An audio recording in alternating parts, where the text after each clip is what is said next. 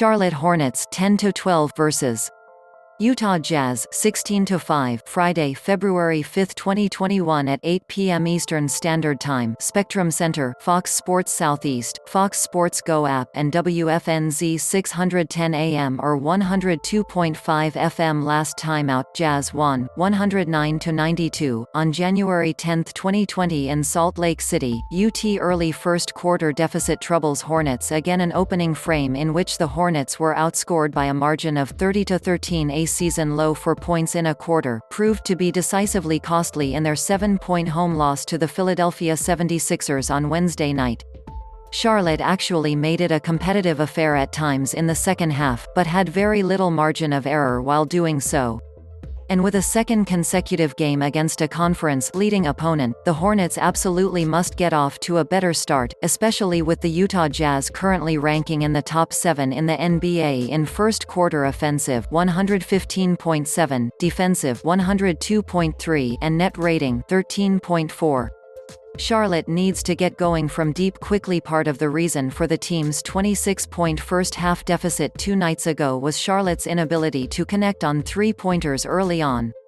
After knocking down a season-high 21 long balls in each of their prior 2 outings, the Hornets went just 3 of 17 from distance in the opening 2 quarters against Philadelphia, a conversion mark of just 18%. The Jazz are allowing both the fourth-fewest made three-pointers 11.3 and three-point attempts 31.6 on the 7th lowest opposing percentage 35.7%, meaning it'll be crucial for the hosts to knock down shots when opportunities present themselves. Containing Utah's offensive depth, three-point shooting will be key. Led by All-Star Donovan Mitchell 23.3 points per game, Utah enters this one boasting 6 total players averaging double figures, including the NBA's top bench scorer in Jordan Clarkson 17.4. This even distribution has helped vault the Jazz to the league's 5th-ranked offense 115.0 and the number 1 team in three-point field goals 16.9 on 39.8% shooting, which is also the 4th-best percentage.